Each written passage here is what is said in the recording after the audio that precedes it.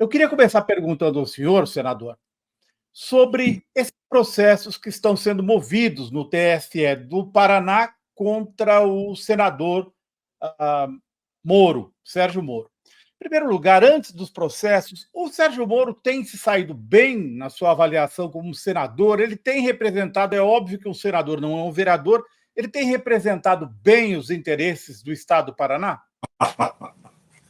Isso não é uma pergunta, né, Zen? É uma brincadeira sua. Ele é absolutamente inexpressivo. E ele nunca representou interesses nem do Paraná e nem do Brasil. O Moro foi, no exercício da magistratura, um instrumento dos interesses do capital financeiro. Depois das revelações, da quebra do seu sigilo e tudo mais, ele se comportava como se fosse um agente americano a favor dos capitais financeiros, com a destruição do processo industrial brasileiro, naquela proposta conhecida de transformar o nosso país numa colônia, numa grande fazenda produzindo commodities para resolver os problemas da Europa, dos Estados Unidos e cá entre nós, da China também, né? Porque a transformação do Brasil numa grande plantação interessa ao mundo, só não interessa ao Brasil.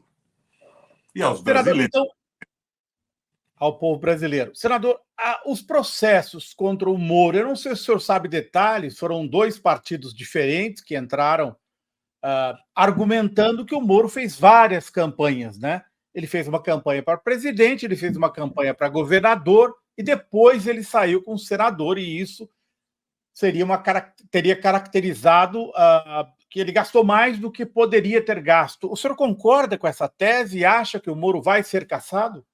Nem me perco com essa tese, Azenha. Na verdade, o Moro não poderia ser candidato ao Senado da República pelo Paraná. Ele estava filiado em outro partido em São Paulo. Ele não tinha nem tempo de filiação. E ele usou as verbas do Podemos, do Partido Novo, não é isso? Usou de uma forma abusiva. Então, na verdade, ele não poderia ter sido candidato da mesma forma que o Deltan, o seu parceiro no Ministério Público, quanto ele era juiz, também não poderia ser candidato. Mas ele conseguiu no Tribunal do Paraná. Agora, se você quer a minha impressão, eu acho que está tão esclarecida a atividade do Moro, contrária aos interesses nacionais, que mesmo o Tribunal do Paraná, que lhe deu a legenda quando não podia dá-la, vai cassá-lo, porque senão vai levar mais uma outra reprimenda num conserto da sua sentença no Tribunal Superior.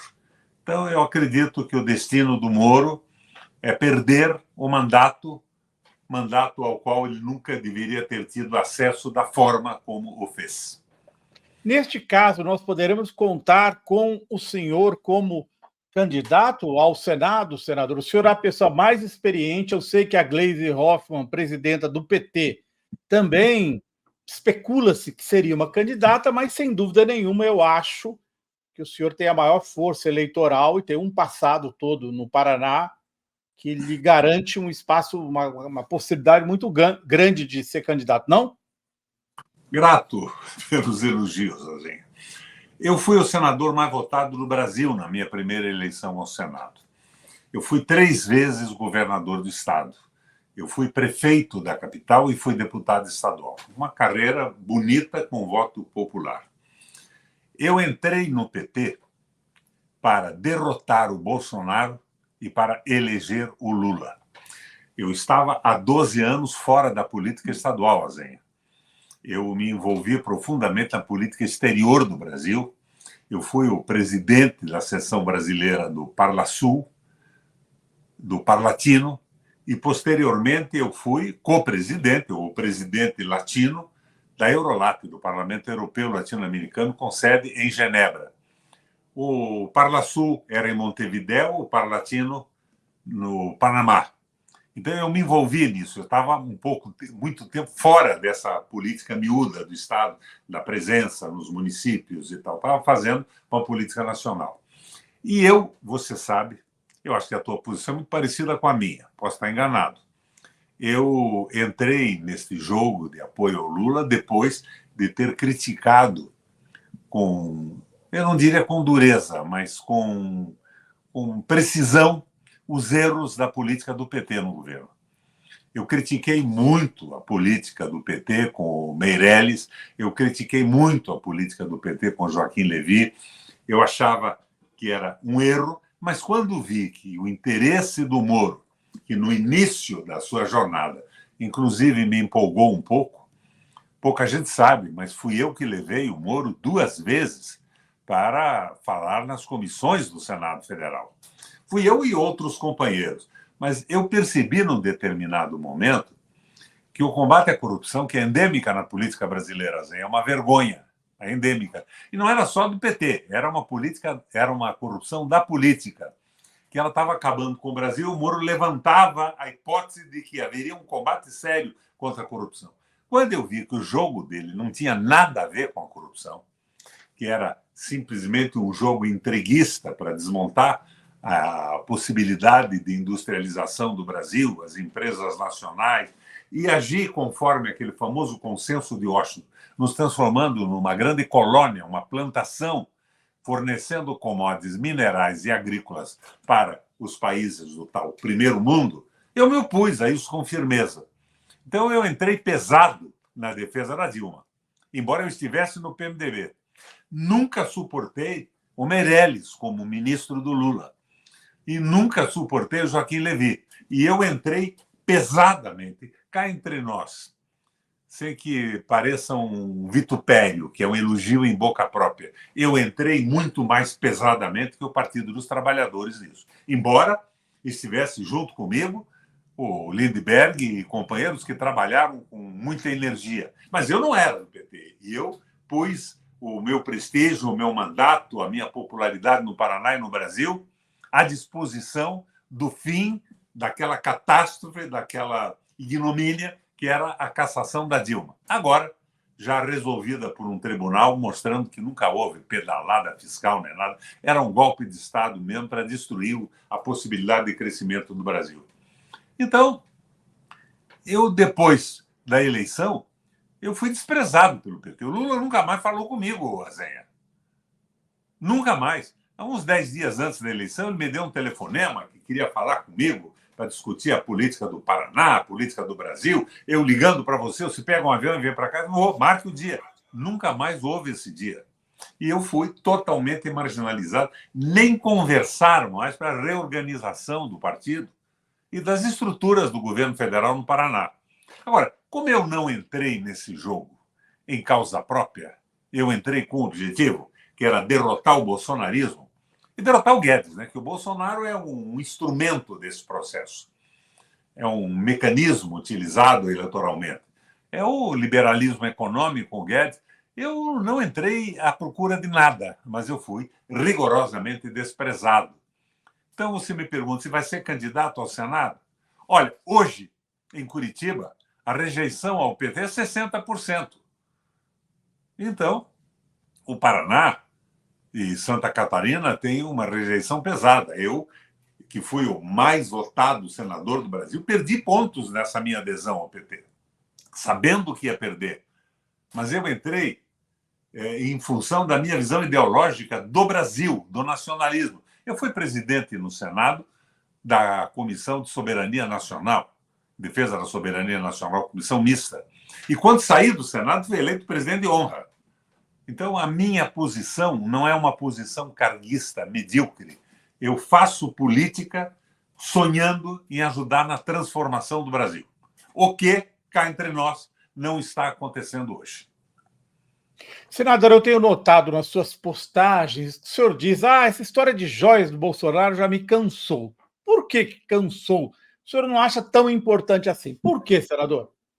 Porque cá entre nós, que importância tem o raio de um relógio que o malandro ganhou e mandou vender diante da venda da Eletrobras?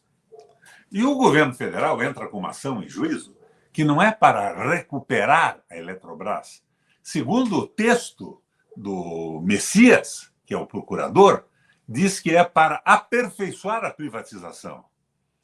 Então, eu acho que é um desvio, é uma tentativa de desmoralização da já desmoralizada imagem do Bolsonaro, esse ridículo ex-presidente da República, mas que, no fundo, nós estamos seguindo o que fez o Guedes. O Guedes tem elogiado muito a política econômica do Brasil. Nós estamos a caminho da consolidação do liberalismo econômico. E aqui no meu estado, Azenha, foi privatizada a Copel com apoio do governo federal. Apoio em que termos se deu esse apoio? Hã? Em que termos se deu o apoio do governo federal à privatização da Copel? O Lula não se opôs em nenhum momento, não disse uma palavra. O Alexandre Silveira e o Haddad anteciparam a outorga de 2 usinas hidrelétricas, forçando a Copel a ter um encaixe de recurso que o Rato, que é um seguidor do Guedes, já tinha descapitalizado a empresa, e eles facilitaram a venda da Copel. O Lula, em Foz do Iguaçu, não recebeu o movimento de oposição à venda da Copel. E você lembra que lá atrás, no governo do Lerner, tentaram vender a Copel. Foi um movimento, Azenha, fantástico no Paraná.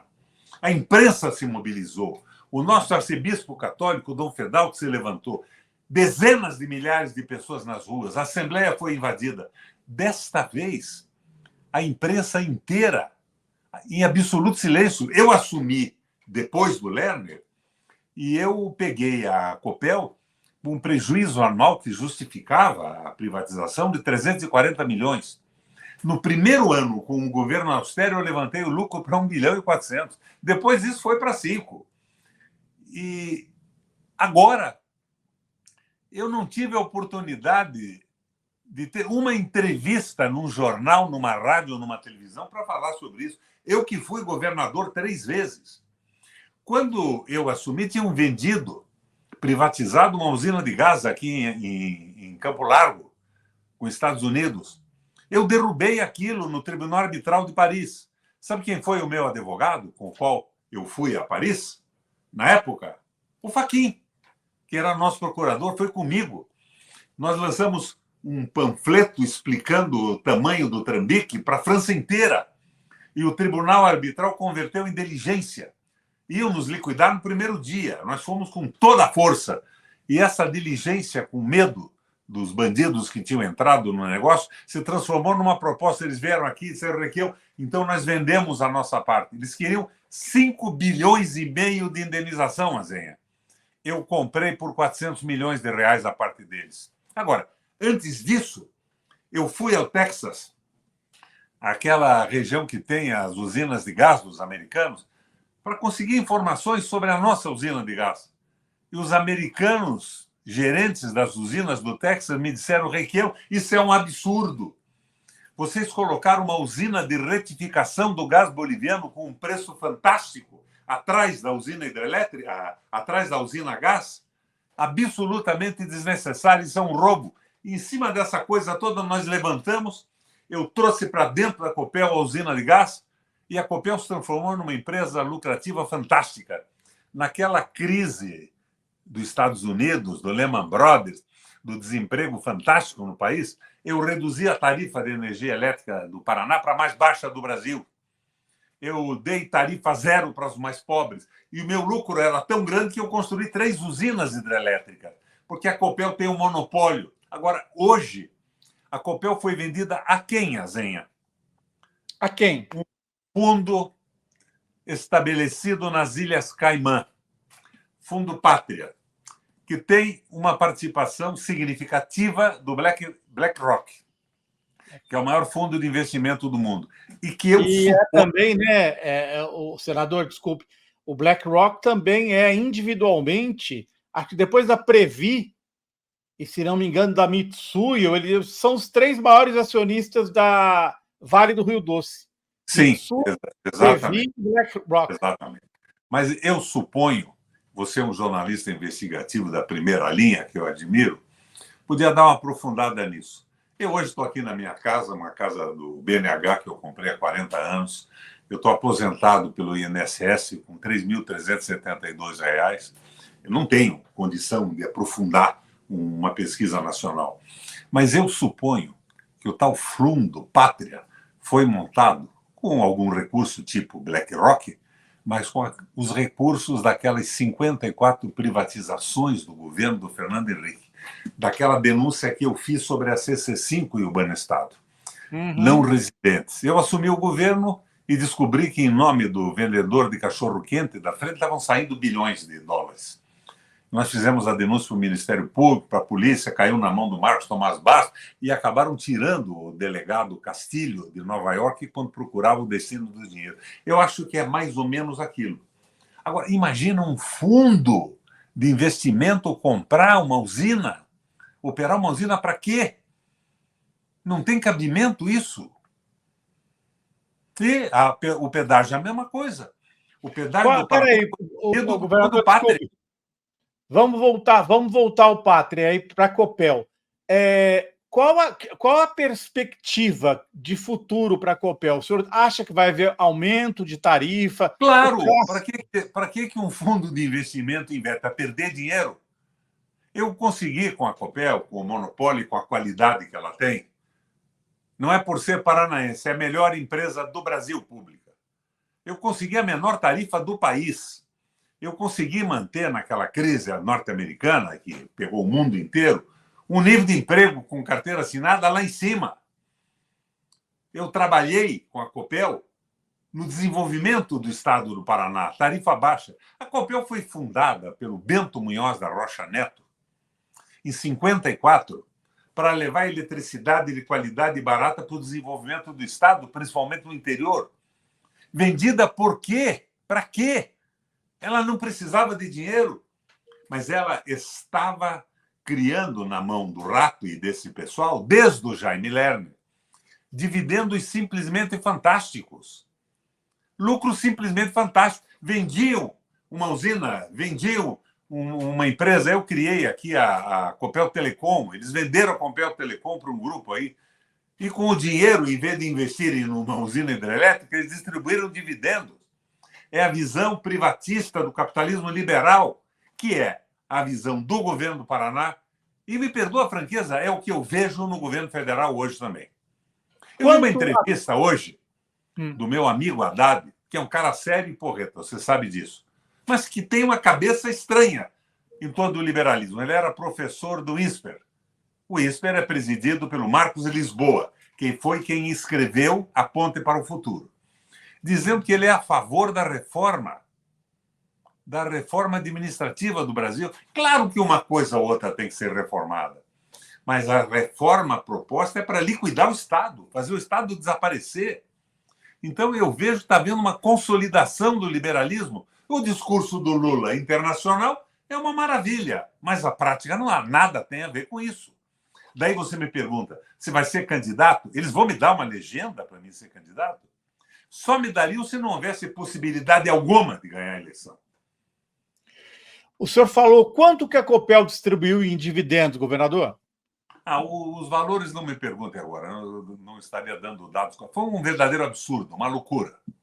Uma verdadeira loucura. Mas percentualmente eu te digo, eu estabeleci no meu governo que a Copel distribuiria, segundo a lei das sociedades anônimas, que cabe para ela também, 25% do lucro.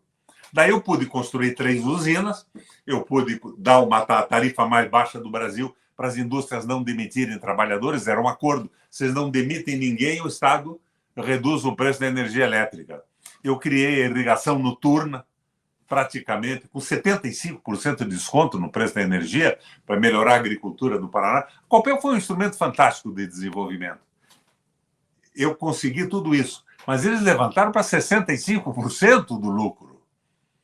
É uma verdadeira loucura. E não há um grito, a imprensa calada, um silêncio absoluto.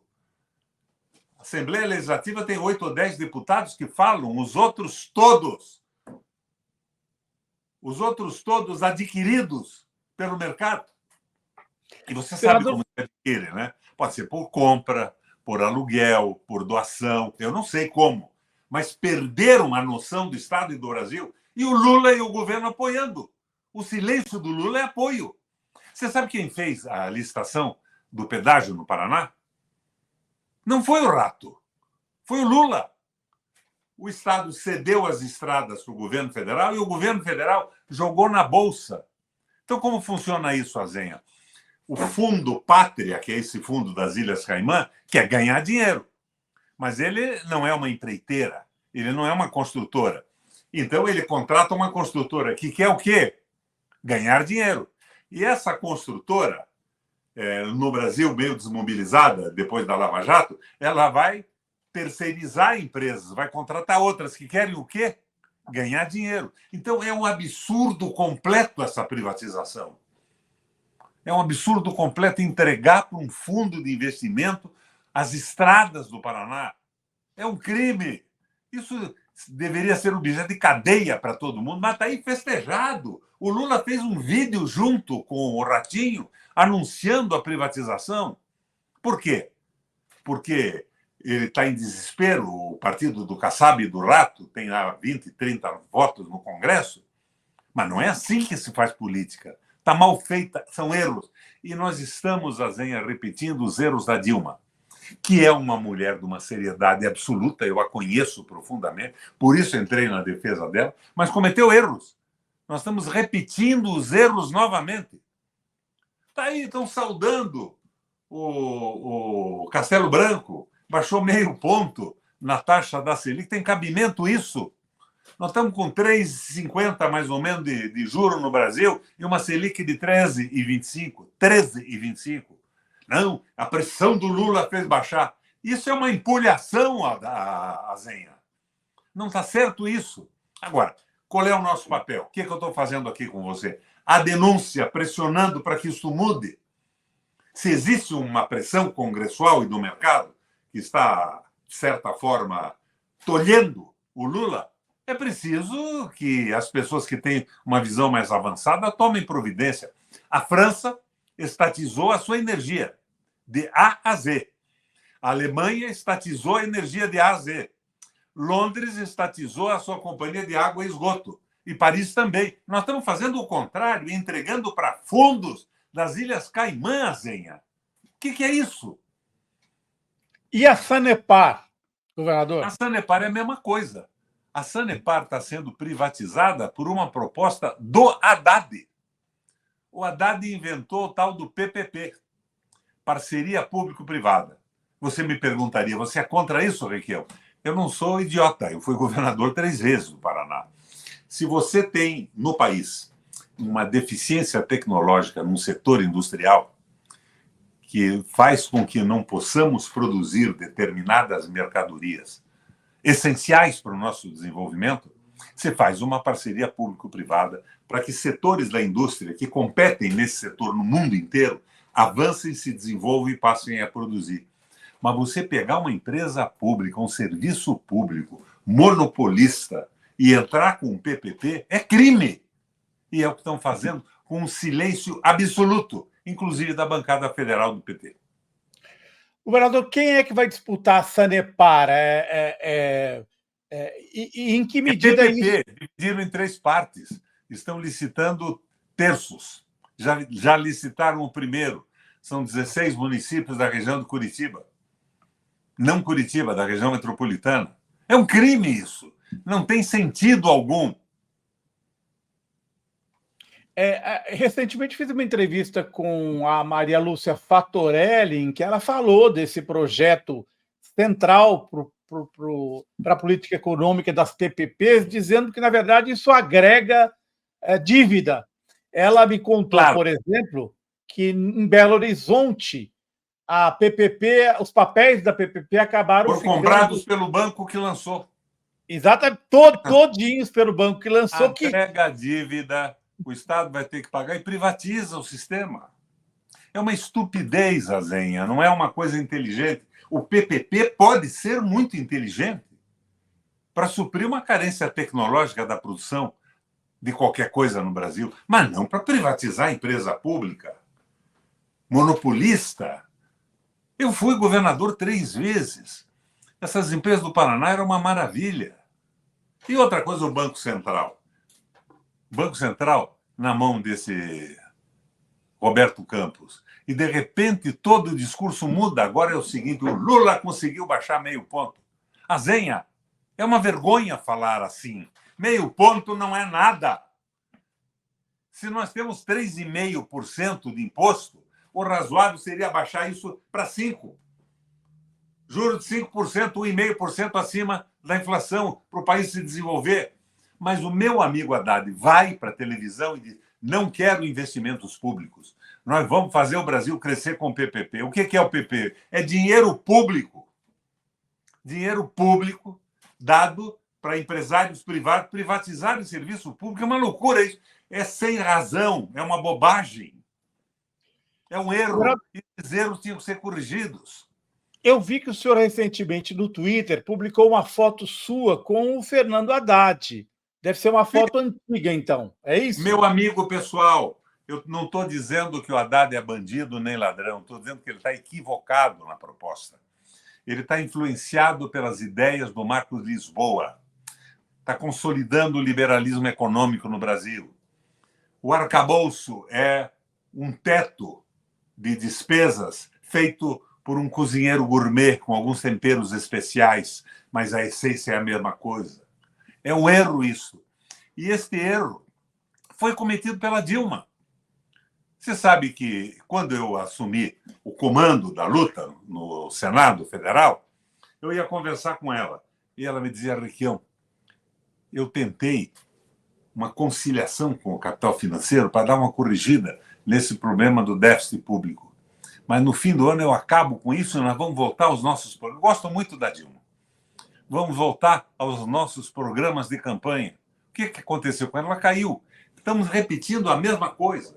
Até o fim do ano, apesar dessa história de que subiu o PIB, é uma piada isso, não é, doutor? O PIB subiu porque nós batemos o recorde mundial de produção de milho e tal e coisa. O PIB não vai para o seu prato, nem para o meu, nem do pessoal que está escutando o nosso bate-papo aqui, que é gravado, mas vai para o ar uma hora dessa. Então não tem sentido isso. Nós estamos vendo 13 vezes cair a Bolsa. 13 caídas seguidas. Eu tenho aqui na minha casa, eu tenho duas ruas, a Frederico Cantarelli e a Cando Hartmann. Tem umas 30 lojinhas aqui de edifícios. 80% já fechou, Azenha. Fechou. Está fechando tudo. Então não é bem assim. Agora, claro que o discurso do Lula internacional é positivo, mas não é um discurso progressista. O BRICS é uma tentativa de acabar com o monopólio americano, mas se você tem um pouco de pureza na alma, você não gostaria de ver a Arábia Saudita no BRICS. E ela está. Mas combate o domínio absoluto dos Estados Unidos. Tudo bem. Vamos dizer que é uma necessidade, não há outra maneira nesse momento. Mas internamente, nós estamos fazendo a política do Haddad, é o liberalismo econômico. E parece que contra isso só estou eu e o Papa Francisco, que não aceitou o domínio do capital financeiro. Governador, o que o senhor achou do fato da reforma tributária, que foi aí, continua não taxando os produtos primários, quer dizer, mantivemos a Lei Candir e os minérios e o agronegócio continuam sem pagar imposto, é isso? Camarada Azenha, você deve lembrar que o único voto no plenário do Senado contra a Lei Candir foi meu. Foi o único voto. Todo mundo votou a favor daquela bobagem. Você deve lembrar que a Cristina Kirchner perdeu essa votação com o voto do presidente do Senado, que era o vice dela. Lá na Argentina, o vice-presidente da República é presidente do Senado. Então, esta guerra é pesadíssima. Agora, é claro que o agronegócio é bom, ajuda o Brasil a equilibrar as divisas, vender para fora e tal. Mas nós somos, hoje, o campeão mundial de produção de milho, com 36%. Os Estados Unidos, que é o segundo, produz 26%. Os Estados Unidos era o campeão até agora. E o povo está passando fome. Está aí o Lula lançando programas para alimentar 3 vezes por dia os que não comem. Nós temos que resolver isso via macroeconomia, não é microeconomia. Nós precisamos de emprego, de desenvolvimento industrial, de plantação de alimento. Eu fui governador do Paraná e eu apoiei brutalmente a pequena empresa agrícola. Eu fiz aquele programa de tratores, vendendo tratores baratíssimos, com correção monetária, no valor do milho naquela época. para escapar do juro dos bancos. Deu certo. Mas a minha escala do Paraná não é a escala nacional. É claro que dá para fazer muita coisa, mas eu vejo que o meu amigo Haddad, que eu respeito e gosto dele, não estou sendo irônico nem hipócrita, está enganado. Está enganado, está errando, está repetindo o que a Dilma fez. E eu vejo o desastre se aproximar, apesar de toda a propaganda. O PIB cresceu 0,9 nesse trimestre. Ora, vamos deixar de brincadeira. No fim do ano, nós podemos estar numa situação terrível. E as próximas eleições municipais no Brasil serão o desastre definitivo para a nossa frente. PT puxando.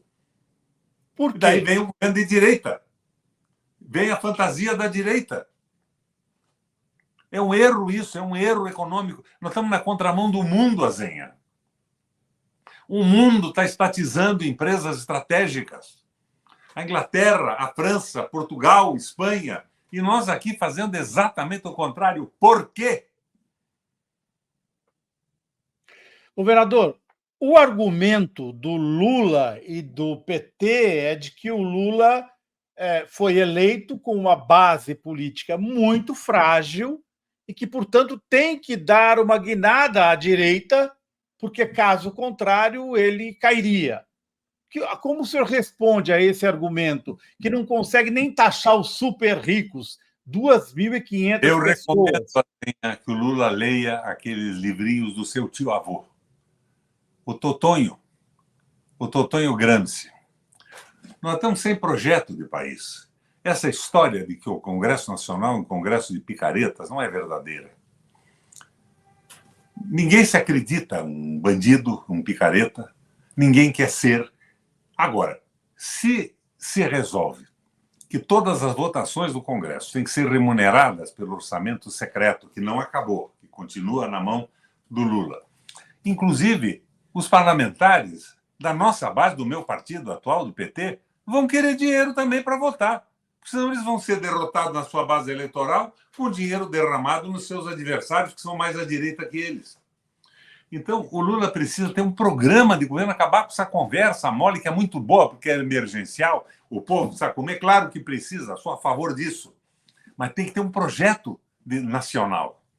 Um projeto que não seja temerário, a ponto de não poder ser realizado no Brasil, nas circunstâncias que nós vivemos hoje, mas que não seja covarde, se submetendo de forma absoluta ao capital financeiro, com o ministro da Economia dizendo: não queremos investimento público, nós queremos o PPP, investimento privado, quando o mundo está fazendo o contrário. Estados Unidos, China, o mundo, com sucesso. O que é isso que está acontecendo? Que erro. E ninguém fala. A impressão que eu tenho é que uma parte dos companheiros estão entusiasmados em nomear um fulaninho aqui, um fulaninho ali, um preguinho aqui, um empreguinho acolá. Não é para isso que nós entramos na política. Eu entrei na política sonhando ajudar a transformar o mundo. Eu fui prefeito de Curitiba, governador 3 vezes, senador 2 vezes, presidente do Parlasul brasileiro, do Parlatino e da Eurolat, com sede em Bruxelas, pensando em ajudar a transformar o mundo. Mas acompanhei o desastre do liberalismo no planeta. Como é possível que eles não vejam isso? O discurso do Lula é bom, a prática não tem nada a ver com o discurso. Como é que você vai garantir comida 3 vezes por dia se você está entregando o Brasil para fundos de pensão das ilhas... Como é que é o nome da ilha? Caimã. Caimã. É possível isso? E foi o Lula que fez, não foi o Rato. Não, foi o ministro... Não, o governo é o Lula, não tem ministro de porra nenhuma. Quando o Lula fez aquela greve fantástica durante a ditadura militar, a Volkswagen tinha 40.800 funcionários. Hoje a Volkswagen tem 7.800. Daí você diria, ou diria um desses economistas da Rede Globo, não, é o progresso da tecnologia, a robotização, a informática, a inteligência artificial. Não é, não. A informática e a robotização tirariam mais ou menos 2% dos trabalhadores. É a migração da fabricação dos automóveis para o mundo. Peça aqui, peça ali. E cá entre nós, quem é que arrebentou isso no Brasil? Você lembra quem foi? Você ouviu falar no Ciro Gomes, no Tratado de Ouro Preto? Foi lá que aconteceu isso. Não é? Quem é que começou a venda da Embraer? Por isso que eu acho que o Ciro está prestando um serviço sensacional ao Brasil hoje, porque ele está fazendo críticas pertinentes, mas a história dele me atrapalha com isso. Então, na verdade, hoje, a indústria automobilística tem poucos trabalhadores porque as peças estão sendo construídas fora. E porque no governo do Itamar e depois do Fernando Henrique se abriu, foram 225 mil trabalhadores na rua de uma hora para outra. Acabou a indústria de autopeça. Daí a indústria distribui no mundo. Fabrica na Argentina, tem um problema com o governo, tira da Argentina. A Ford saiu daqui como? Ela levantou o voo, tirou, os troços foi embora. Não tem tecnologia, não tem desenvolvimento tecnológico, construtivo. Então é isso que está acontecendo.